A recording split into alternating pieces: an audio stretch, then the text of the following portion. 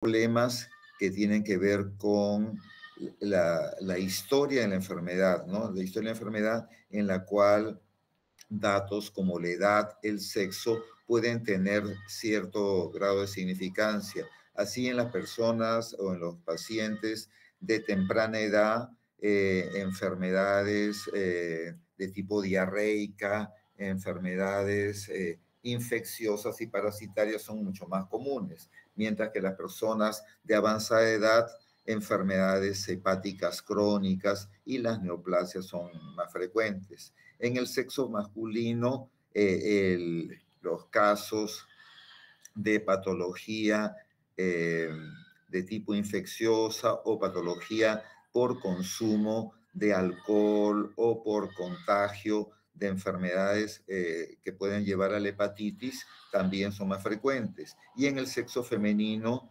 enfermedades como colitis ulcerativa o la presencia del síndrome de intestino irritable y una serie de patologías de tipo autoinmune pueden ser más frecuentes. Las enfermedades ocupacionales desde el punto de vista digestivo también son significantes, ¿no? Y entonces, por ejemplo, en trabajadores de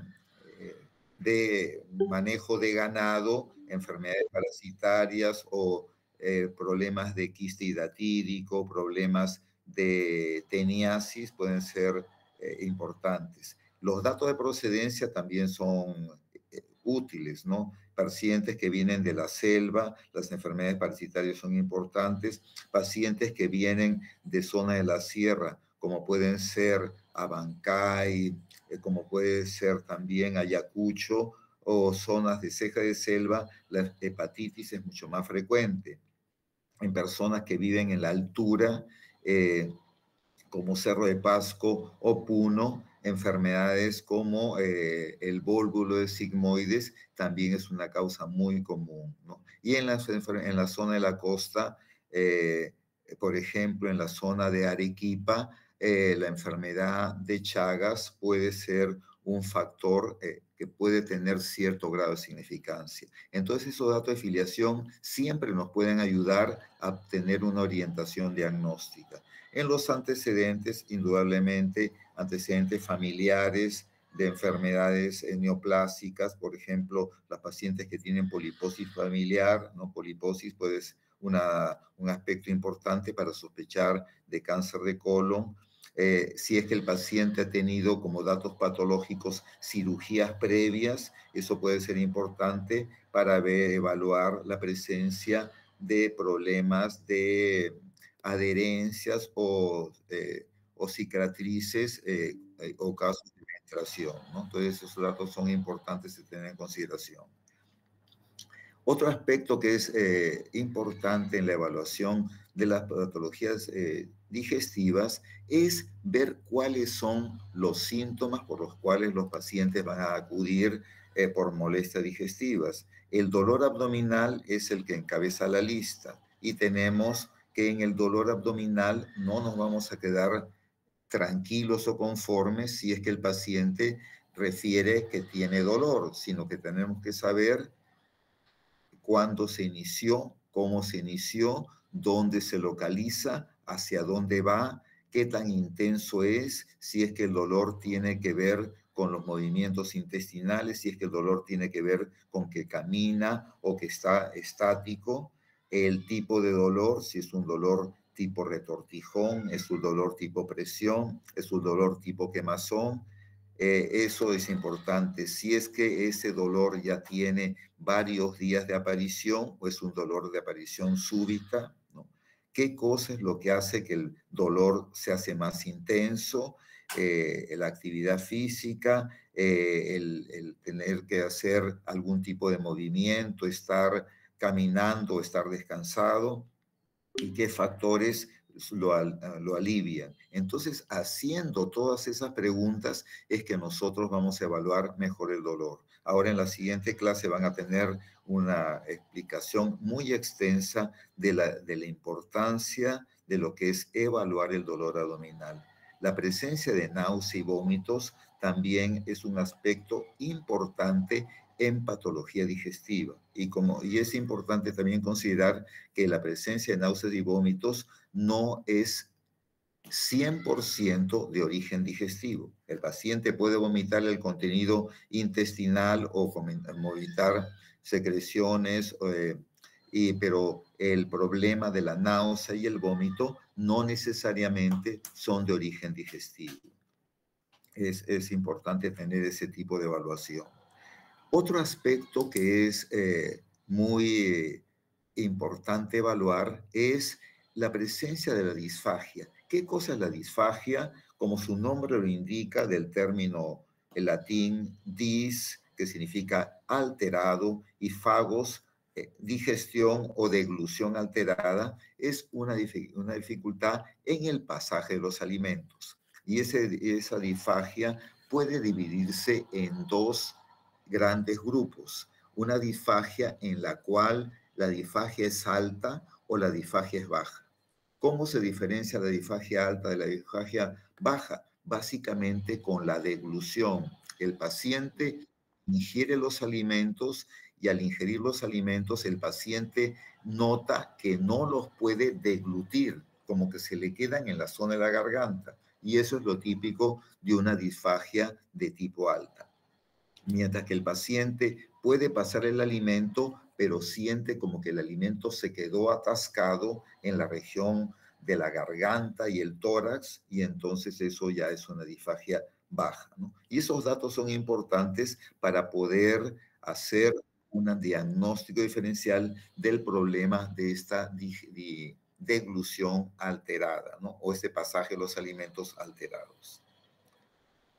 La sensación de pirosis, que es el ardor retroesternal, es un dato también bastante amplio, que puede tener un significado de un problema de reflujo gastroesofágico, como que también puede tener otras causas. Pero la presencia de pirosis y la regurgitación, que es el retorno del contenido gástrico hacia la garganta, hacia la boca, nos ayudan a pensar muy fuertemente que el paciente pueda tener un reflujo gastroesofágico, es decir, que el contenido del estómago se regrese sin que sea un vómito ni que sea un erupto, ¿no? Eso es un dato de reflujo.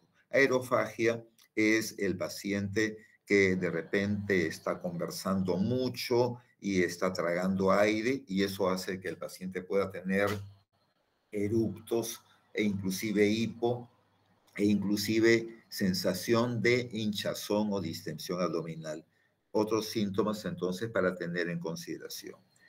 Un aspecto muy importante de la evaluación de los pacientes que tienen síntomas digestivos es ver cómo están los movimientos intestinales. Y los movimientos intestinales pueden ser de características normales, pero pueden ir a los dos extremos. Es decir, que hay una disminución de la frecuencia y consistencia y tamaño de las deposiciones, o puede ser que haya un aumento de la frecuencia y disminución de la consistencia de las deposiciones. Y entonces en ello uno tiene que evaluar qué cosa es lo que está produciéndose en los pacientes, ¿no?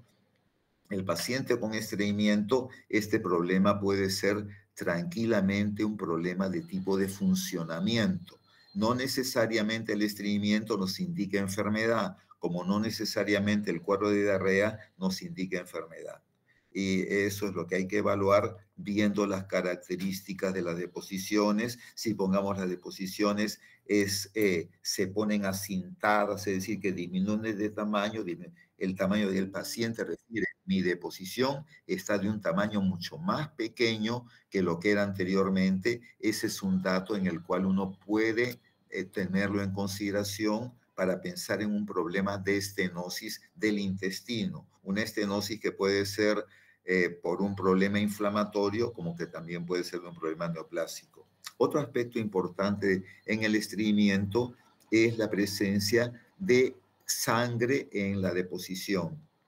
Y entonces puede haber la presencia de sangre viva, mezclada o alrededor de las heces, y eso nos puede ayudar a diferenciar si la sangre viene de origen de la parte más distal del colon o del recto cuando las estrías de sangre están al costado de las heces y no están mezcladas. Mientras cuando están mezcladas con las heces, entonces eso ya es lo que llaman hematoquesia y nos indica que el sangrado viene de algo más arriba del intestino. Cuando la deposición viene mezclada con moco, también eso nos indica un proceso inflamatorio. El moco es producido por las células intestinales que generalmente lo producen en mayor cantidad cuando hay algún tipo de inflamación. En la diarrea, bueno, las características de la diarrea son importantes para poder diferenciar si es que la diarrea puede ser del intestino delgado o del intestino grueso.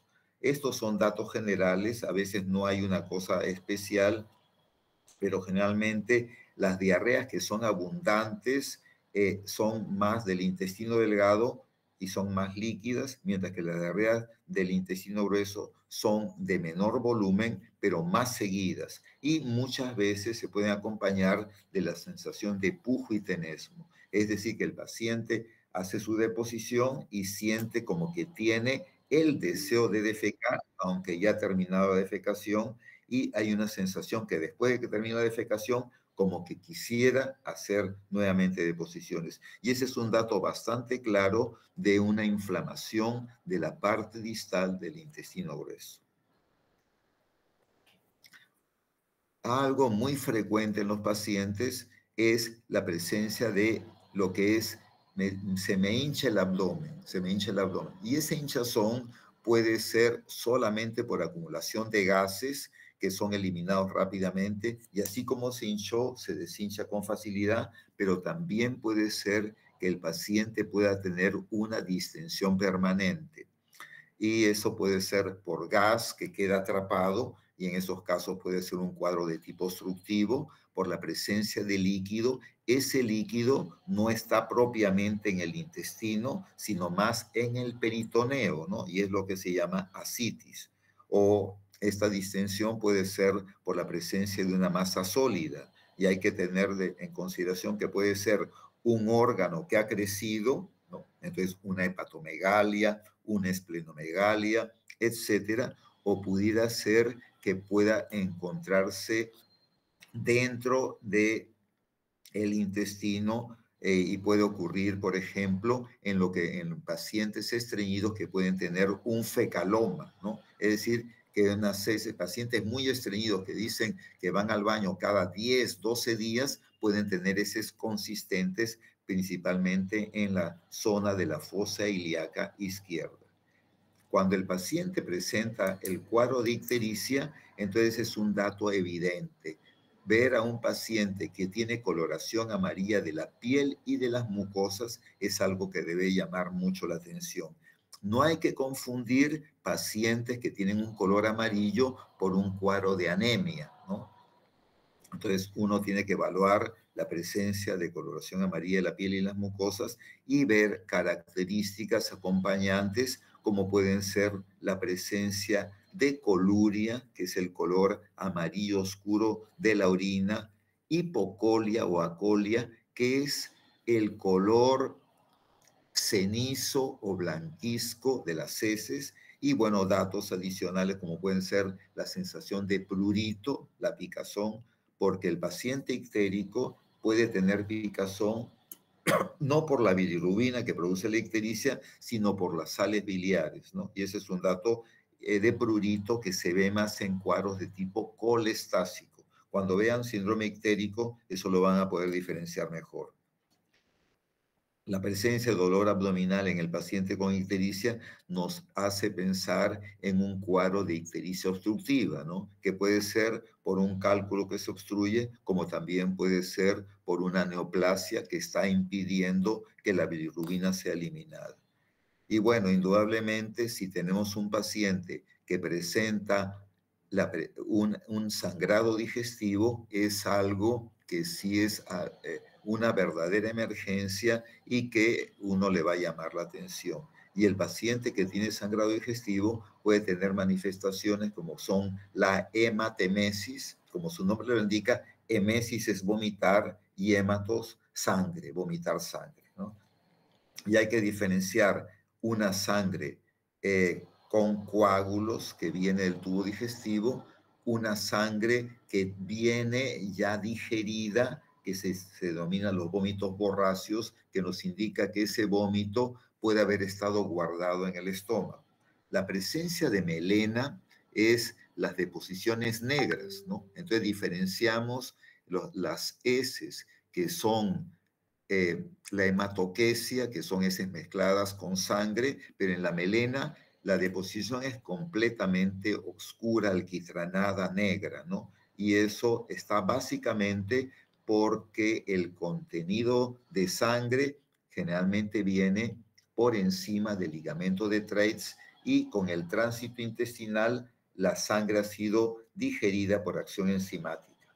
La rectorragia, como su nombre lo indica, es una sangre que viene del recto y básicamente es una sangre viva, una sangre que no ha tenido efecto de la digestión. Y la hematoquesia es lo que habíamos mencionado, que es una sangre rojo vinosa mezclada con las heces. Entonces, estos síntomas son sumamente importantes para poder hacer un enfoque del cuadro clínico, ¿no? Entonces, hay algunos síntomas digestivos adicionales, pero estos son los síntomas más llamativos por los cuales el paciente puede ingresar. Entonces, después de haber comentado con el paciente los síntomas que tiene, entonces hay datos importantes en el examen físico. Lo primero que vamos a evaluar en el paciente es la actitud. Y entonces nosotros podemos encontrar que el paciente puede tener una actitud, una fase de dolor, ¿no? Entonces, uno evalúa a un paciente que está teniendo un cólico abdominal y puede tener la presencia de una actitud de dolor y entonces uno dice, este paciente tiene algo que le está afectando, ¿no? Hay siempre algunos pacientes que pueden simular, ¿no? Hay personas que tienen enfermedades psicosomáticas y pueden simular, pero obviamente en los cuadros agudos esta fase dolorosa va a ayudarnos a identificar que el paciente está teniendo algún tipo de padecimiento, algún tipo de inflamación o irritación en algún órgano, ¿no? Y bueno, obviamente con la anamnesis vamos a identificar si viene del tipo digestivo. Y entonces hay fases como la fase hipocrática en la cual el paciente se nota que tiene una enfermedad crónica, ¿no? Desencajado, una fase caquéctica en la cual se nota que el paciente está adelgazado, ha perdido peso, fase ictérica, que son de las fases más características en la patología. El tubo digestivo empieza de la cavidad oral y también el examen de la cavidad oral para ver, ¿no? En el paciente que, por ejemplo, vino y estaba vomitando, uno puede ver algunas características o inclusive oler, ¿no? Oler el contenido del vómito. Y eso nos puede determinar si el cuadro, por ejemplo, es un cuadro de una obstrucción en la cual puede haber un vómito porracio que tiene un olor bilioso e inclusive en un cuadro de tipo obstructivo muy crónico puede tener un olor hasta fecaloideo, ¿no? Cuando hay una obstrucción en la cual ya el contenido intestinal está siendo degradado por las bacterias del intestino. Ver la dentadura, las encías y a veces algún tipo de lesión en la cavidad nos puede ayudar también en el examen físico. En la piel va a ser importante. El color de la piel, como hemos mencionado, palidez, ictericia, color parduzco, hay datos que nos van a orientar. Acá lo que estamos viendo es la presencia de dedos en palillo de tambor, que es un síntoma o un signo propiamente dicho, de que el paciente tiene un proceso de enfermedad crónica. Sabemos que los dedos en palillo de tambor están dados porque hay una hipoperfusión, mala circulación en la parte distal de las extremidades. Entonces, eso nos indica, este paciente ya está crónicamente con una patología. Entonces, cuando el paciente dice, hace 10 días que me puse mal y uno evalúa eso, uno dice, no, el paciente se puso peor, pero ya tenía algo más, ¿no? Entonces uno ve en las historias que a veces ponen fechas de muy pocos días de enfermedad, pero el paciente perdió 10 kilos y el paciente tiene una palidez y entonces eso a veces no ocurre tan rápidamente. El vello axilar y pubiano disminuido es un dato característico de pacientes que tienen enfermedad hepática crónica. Sabemos que el vello axilar y pubiano son características sexuales secundarias que se pueden ver en varones y en mujeres. En el paciente cirrótico, las hormonas no son metabolizadas en forma adecuada en el hígado y esto puede ser que se altere. Y entonces el paciente lo podemos ver con ginecomastia, vello axilar y pubiano disminuido y uno dice, este paciente sospecho que pueda tener un cuadro de cirrosis. Pigmentación de los labios, se ven enfermedades que no son tan comunes como el síndrome de Peutz-Jeghers, ¿no? O pacientes que tienen angiodisplasias y eso nos puede ayudar al diagnóstico de pacientes que tienen algún tipo de hemorragia digestiva que no es tan frecuente, que son pólipos en el intestino delgado. Y otros datos de la piel como edemas, telangiectasias, que son las arañas vasculares, hemorragias cutáneas, santelasmas y santomas que se pueden ver en los pacientes que tienen enfermedad colestásica, y las mucosas de color marrón oscuro son otros datos. Entonces, la piel ya nos está ayudando a hacer un diagnóstico. El paciente nos dijo a veces varias cosas, pero el paciente no sabe de medicina y puede omitir muchas cosas. Pero cuando uno encuentra eso y le pregunta, eso nos puede dar más datos de la enfermedad. Y bueno, obviamente al paciente después lo vamos a examinar y vamos a examinarlo. Y lo más importante es que en la historia uno deje un dato de orientación para los otros médicos. Uno hace una historia y esa historia es para que el paciente, esa historia es para que todos lo puedan leer. Y entonces cuando uno dice que tiene dolor abdominal, lo importante es decir dónde tiene el dolor abdominal. Y para ello al paciente dividimos el abdomen en cuadrantes, ¿no? Hay una primera división que es hemicuadrante superior y hemicuadrante inferior. Tomamos el ombligo como punto central y lo que está encima del ombligo es el hemiabdomen superior y lo que está por debajo del ombligo es el hemiabdomen inferior. Y entonces esos datos nos van a decir de que el paciente presenta un dolor en el hemiabdomen superior derecho o izquierdo, o puede ser en todo el hemiabdomen superior o en el abdomen inferior. Esa es una primera aproximación, pero también el paciente puede como referir mejor localización y para eso tenemos como 9 grandes cuadrantes. El hipocondrio derecho, el epigastrio, el hipocondrio izquierdo, el flanco derecho, el mesogastrio, región umbilical y el flanco izquierdo. Y después la fosa ilíaca derecha, famosa porque ahí está generalmente el dolor apendicular, el hipogastrio y la fosa ilíaca izquierda, que puede producir molestias en pacientes con síndrome de intestino irritable, pacientes estreñidos o pacientes con problemas de diverticulosis o diverticulitis. Entonces aquí estamos viendo y cuando examinamos la pared abdominal vamos a ver si la pared es voluminosa, es simétrica, el abdomen está protruido o el abdomen está retraído, ¿no? Entonces en el paciente con abdomen protruido y simétrico podemos evaluar lo que habíamos visto en distensión abdominal, ¿no? Es un aspecto importante y en el abdomen retraído podemos dar datos de desnutrición. Indudablemente, cuando examinamos el abdomen, en la piel vamos a ver si hay cicatrices, orificios fistulosos, estrías, circulación colateral, hematomas periumbilical o hematomas en los flancos, que son los famosos signos de Cullen y Gray-Turner de la pancreatitis. El examen de ombligo, desde el ombligo también es importante. Entonces, cuando examinamos al paciente, tenemos que ver todos esos detalles y por ello es importante que el paciente se puede examinar el abdomen más o menos descubierto.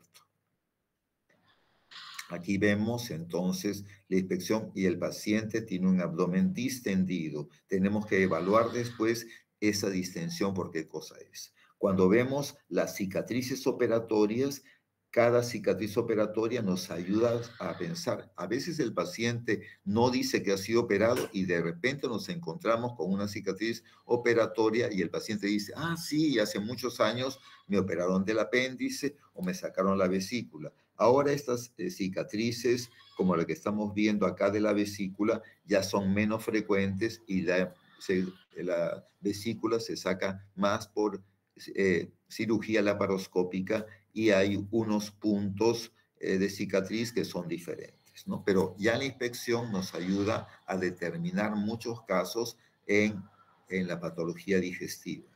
Luego de ello viene la auscultación. En la auscultación, a diferencia de todas las partes de los exámenes en los cuales se evalúa después de la inspección, la palpación, se prefiere auscultar al paciente para que los ruidos normales que uno puede encontrar en el intestino o en el abdomen no sean alterados por la palpación o percusión previa. Eso es mucho más útil para descartar pacientes que puedan tener un cuadro de obstrucción intestinal. Entonces, a la auscultación del abdomen, lo que vamos a encontrar son los ruidos intestinales o los ruidos gástricos. Y esos ruidos son ruidos normales que no tienen una frecuencia definida y pueden encontrarse a nivel del epigastrio, a nivel de la región umbilical, a nivel del flanco, y a veces como que migran, porque estos ruidos están dados por el movimiento del aire y el líquido dentro del intestino. Y es importante poder diferenciar el tono de los ruidos, porque si los ruidos están ausentes, puede ocurrir lo que llaman hilio paralítico, que está acompañado de distensión del abdomen. Pero si los ruidos están incrementados en intensidad y el tono es metálico, eso nos puede indicar que es un hilio mecánico por un cuadro obstructivo que puede tener naturaleza quirúrgica, ¿no? Aparte de los ruidos intestinales, puede haber el signo del chapoteo de ejecución o bazuqueo, que vamos a ver en otra diapositiva, en la cual uno puede encontrar si es que el paciente tiene un síndrome pilórico. El síndrome pilórico es que el píloro se ha cerrado y al cerrarse por un cuadro de un tumor o una úlcera pilórica que se ha estenosado, entonces el líquido no puede pasar bien y puede haber este tipo de ruidos. Y finalmente, a la auscultación vamos a encontrar datos en los cuales el latido aórtico, el latido renal y algunos otros ruidos pueden ser auscultados, ¿no? Pero eso es, el latido aórtico, lo más importante es evaluar si es que hay la presencia de un soplo para ver si hay un aneurisma de la aorta abdominal, en la cual uno encuentra que en el corazón, en el precordio, el ruido cardíaco está normal y en el abdomen hay un latido y hay un soplo. Y en ese caso uno puede hablar de una posibilidad de un aneurisma de la aorta abdominal. Entonces aquí vemos, aquí se está haciendo la presión con la mano y se está ocultando para ver si hay un chacuteo de succión en la obstrucción pilórica, ¿no? Ese es un dato que no es muy común porque eso nos indica una enfermedad bastante avanzada en la cual el líquido no puede pasar en forma adecuada, ¿no? Ahí está la auscultación, datos de la auscultación y qué arterias podemos evaluar, tanto la aorta abdominal como las arterias renales en esos casos, ¿no? La palpación, bueno, esto es una posición de la palpación, pero habitualmente, ¿por qué se pone de esa forma flexionada? ¿No? Que no es lo común, es para que los músculos del abdomen estén relajados. También al paciente se le pide que descanse la cabeza y que no la tenga como levantada para que uno pueda examinar. Y el examen puede ser de tipo manual, con una sola mano nos ayuda a evaluar la sensibilidad superficial y con 2 manos nos ayuda a evaluar la sensibilidad profunda y también si es que hay alguna visceromegalia, alguna tumoración, ¿no? Entonces es importante esta forma de evaluación. Entonces, palpación superficial, hipersensibilidad y masas, pero palpación profunda nos indica las características de las masas, precisar los límites de diversos órganos, evaluar bien los puntos dolorosos y bueno, en la palpación vamos a ver las características del ombligo y si es que hay la presencia de hernias. Cuando uno tiene una hernia, ya sea umbilical o una hernia inguinal, lo importante, aparte de estar echado, es que se haga la evaluación de la hernia de pie, ¿no? Y entonces ahí se nota más claramente. Diástasis de los rectos, los músculos rectos a veces están un poquito separados. El signo del Uraco es muy raro, pero es un remanente de un conducto vesical y puede haber en raros casos que el paciente pueda presentar secreción, que salga orina del orificio umbilical. Puntos importantes para tener en consideración, y entonces acá tenemos puntos de dolor y signos, ¿no? Que es diferente. El punto de McBurney, punto de Claude y punto de Lange son puntos que nos indican que el paciente tiene una posible apendicitis, ¿no? El signo de Ropsig es un signo en el cual uno presiona en el lado opuesto al punto de McBurney y hay dolor en el punto de McBurney. Y eso nos indica la posibilidad de una apendicitis. Entonces uno aprieta en el lado opuesto y duele en la zona del apéndice. El punto de Robson es una línea que se traza sacando de la axila hacia el ombligo y en la zona donde está el reborde costal, si hay dolor, eso nos está indicando una inflamación de la vesícula. El punto de McBurney también indica una inflamación el signo de Murphy también indica una inflamación de la vesícula, pero lo que se hace es que al paciente se le pide que respire profundo, uno presiona y si el paciente detiene la respiración porque hay dolor, eso es un signo de Murphy positivo y nos indica una vesícula inflamada. El punto epigástrico también nos ayuda a determinar pacientes con diastasis de rectos o otro tipo de patologías. La percusión vendría a ser el último parte del examen, ¿no? Y entonces en la percusión vamos a evaluar la presencia de líquido o de aire, porque el paciente con líquido puede tener matidez y el paciente con aire puede tener timpanismo, ¿no? Y eso nos va a ayudar a evaluar de repente mucha acumulación de gases, pero como también nos puede ayudar a evaluar la presencia de citis. Y esto es importante, pongamos la matidez desplazable. Aquí al paciente lo evaluamos en decúbito supino y luego en decúbito lateral. Y si es que hay líquido en el peritoneo, el líquido se va a la zona en declive y eso nos indica que hay líquido en el peritoneo y no son en las asas intestinales.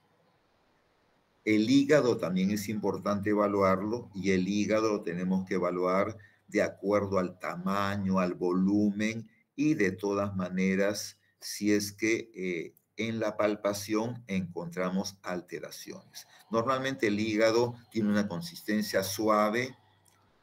El hígado no necesariamente es palpable. El hígado puede ser o no palpable. Y cuando se palpa, uno tiene que evaluar la consistencia. Si es una consistencia pétrea, es un dato muy claro que el paciente pueda tener un hepatocarcinoma o puede ser una cirrosis con macronodular, puede ser renitente, que es un poquito se hunde, o puede tener características fluctuantes.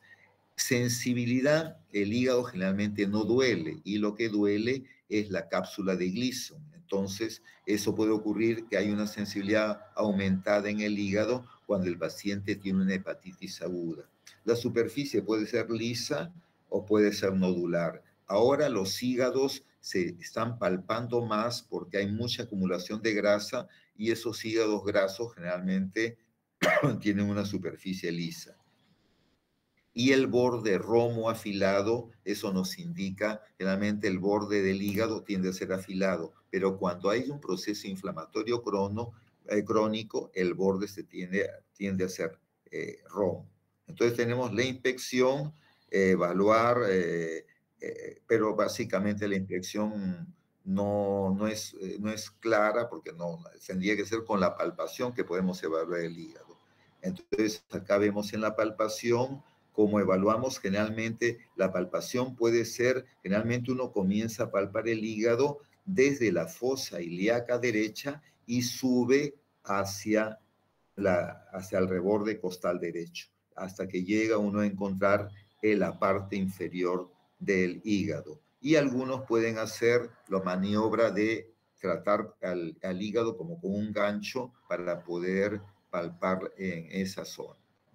Es la palpación. Y luego la percusión, en la percusión hepática, es importante para poder notar el hígado, dónde empieza, que generalmente empieza a partir de la zona de la tetilla en el varón o el quinto espacio intercostal, y esa percusión llega hasta el hipocondrio derecho, y normalmente la percusión hace que lo que se denomina el spam hepático a nivel de la línea medioclavicular. Y el tamaño del hígado generalmente está entre 11 centímetros, pero el spam hepático se considera que cuando el spam hepático es de menos de 10 centímetros es un hígado pequeño, y cuando es más de 15 centímetros es una hepatomegalia, ¿no? La percusión nos ayuda en aquellos casos en los cuales la palpación del hígado no es adecuada. La auscultación del hígado es raro, pero hay síndromes como el Curbelier, en el cual, y en pacientes con hepatocarcinoma, que uno puede encontrar soplos arteriales, y eso puede ser un dato, pero es algo sumamente infrecuente y en enfermedades ya muy crónicas, ¿no? El vaso también el vaso es importante evaluarlo, y acá tenemos saber que el hígado cuando crece de arriba a abajo, mientras el vaso cuando crece en forma diagonal. Es decir, que cuando el vaso crece, no crece hacia la fosa ilíaca izquierda, sino crece hacia la fosa ilíaca derecha. Entonces, cuando nosotros evaluamos un paciente que tiene vaso palpable, comenzamos desde la fosa ilíaca derecha y vamos hacia el hipocondrio izquierdo, y ahí podemos evaluarlo. Pero la gran mayoría de los vasos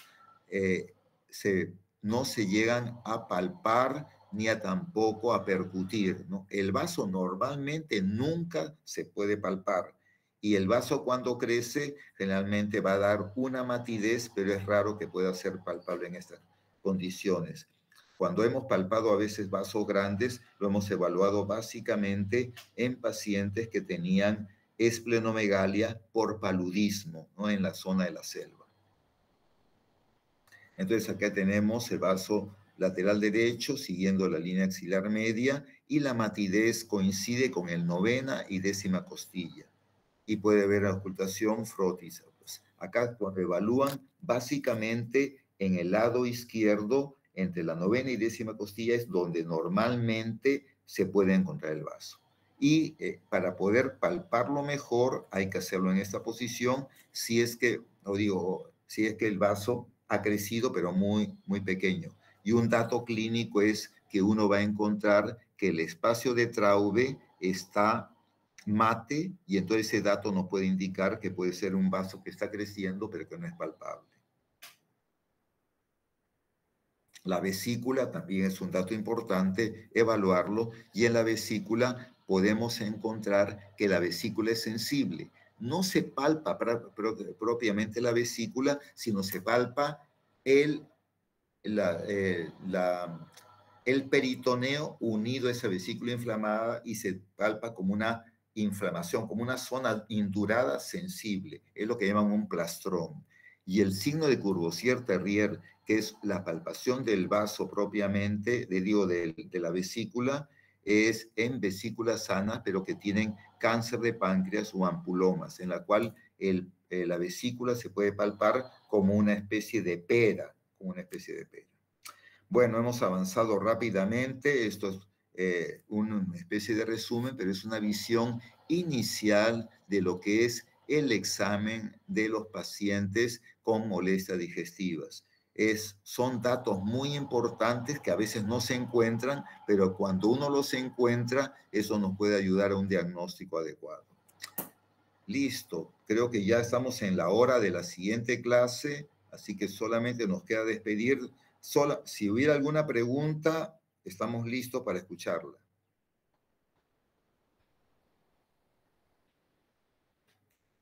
Listo, gracias. Entonces, que tengan una buena clase siguiente. A ver, voy a ver si mañana podemos, el día jueves, puedo solucionar esto de la...